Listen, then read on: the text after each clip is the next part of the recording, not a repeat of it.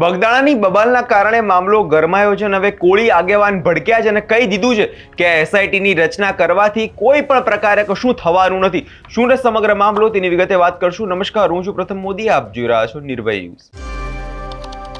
બગદાણાની બબાલમાં આપણે જોયું કે આગેવાન નવનીતભાઈ પર હુમલો થયો, જે બાદ બધા કોળી સમાજના આગેવાનો રોષે ભરાયા હતા અને ન્યાયની માંગ કરી રહ્યા હતા. જે બાદ કોળી આગેવાનોને ધારાસભ્યો બધા ભેગા થયા અને મુખ્યમંત્રી ભૂપેન્દ્ર પટેલને રજૂઆત કરવા પહોંચ્યા હતા. જે બાદ તાત્કાલિકના ધોરણે જ આ ઘટના બાદ એસઆઈટીની રચના કરી દેવામાં આવી અને આની વચ્ચે એક કોળી આગેવાનનું વિસ્ફોટક નિવેદન સામે આવ્યું છે. સાંભળી તેમણે વધુમાં આ વિષય લઈને શું કહ્યું છે. મારું નામ વાળા ભરતજી પોપટભા, પ્રદેશ પ્રમુખ, ખેડૂત કલ્યાણ સંગઠન. અત્યારે આ બગદાણાની નવનીતભાઈ વાળી ઘટના છે એ 12 દિવસ થઈ ગયા અને એ ખૂબ નિંદનીય અને અશોભનીય અને અમાનવી ઘટના છે.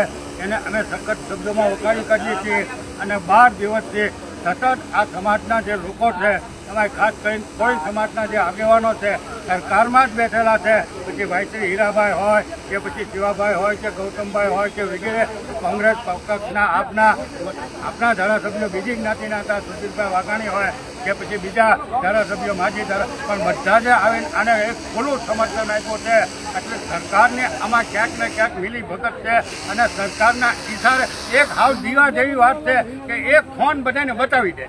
એ ઘટનાનો જે ફોન છે વાયરલ થયેલો છે એને લોકોએ જ વાયરલ કરેલો છે. જે હોય છે હું તો હું આવી જાઉં અને બીજા જે આવી જાય એ ફોન વાયરલ બતાવી દે. એટલે આખો મુદ્દો બાકી ગયેલો છે.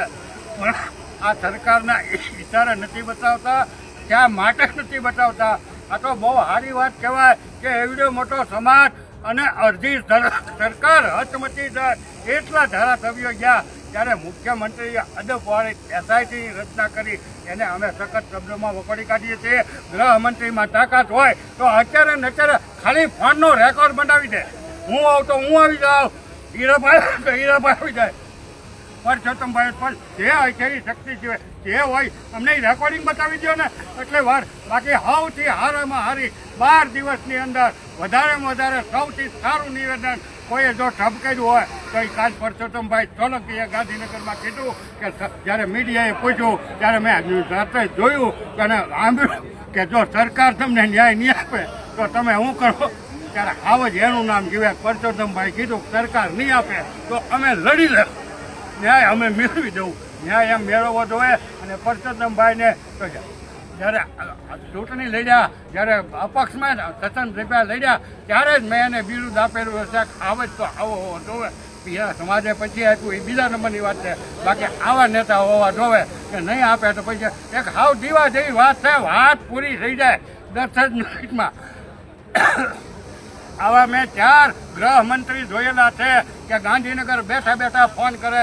નો એને એસપી ને કરવો પડે, નો પીઆઈ ને કરવો પડે, નો ધારાસભ્યને કરવો, ખાલી રાજ્યના વડા પોલીસ વડાને કહી દે ફલાણા તાલુકાની અંદર ફલાણા જિલ્લાની અંદર આ બનાવ બન્યો છે.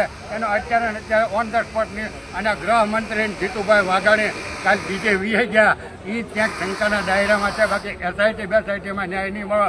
જ્યારે આ સમાજ જાગૃત છે એને હું ધન્યવાદ આપું છું. અને જ્યાં જરૂર પડે ત્યાં જેવી જરૂર પડે એને અમે સમર્થન. આવા મારી પાસે 30 કિસ્સા છે મહુવા અને તળાજા તાલુકાની અંદર. આવા 30 તો મારી પાસે આધાર પુરાવા છે. પણ અત્યારે કોઈ બોલવા તૈયાર નથી. કોકને જમીન પડાવી લીધી, કોકના પૈસા 10% 5% વ્યાજ આપ્યા, કોકના પવન ચક્કીના માથાના જ્યાં હોય ત્યાં ઊભા કરી દીધા, કોકનામાં સોલાર ઊભો કરી દીધી. એટલે હું આ તમારા બાપાનો રાજ છે, તમે જેમ કહો એમ થવાનું છે. તો લોકશાહી છે એટલે લોકશાહી જીભે. બાકી 30 જણા જો આવે ને મેદાનમાં તો આખરી એનો સફળ ગોટો હું 24 કલાકમાં વાળી દઉં. અત્યારે કોઈ 30માંથી બેન કોઈ બોલવા ત્યાં નથી. અમારું એમાં કામ નહીં. આ તો મરદ કહેવાય. આ સમાજ થઈ ગયો. નકર નવનીતભાઈનું ક્યાંય ડટાઈ ખબર ન પડે. હવે તો કંઈક નવનીતભાઈ ટીપી નાખ્યું. અમારો વિરોધ છે કે આ લોકશાહી છે, લોકોનો ન્યાય. રાજાશાહી બાદશાહી નથી. આ તો નવનીતભાઈને ન્યાય દેવા આ સમાજના ઉમટે પીડ્યા ત્યારે થોડુંક આમથી સરકાર ઝૂકી હોત થોડી. અને આજે આમાં કાંઈ થાય મને કહેજો. એ તો પરસોત્તમભાઈ તો બીડું ઝડપે તો જ હીરાભાઈ ઝડપે તો જ.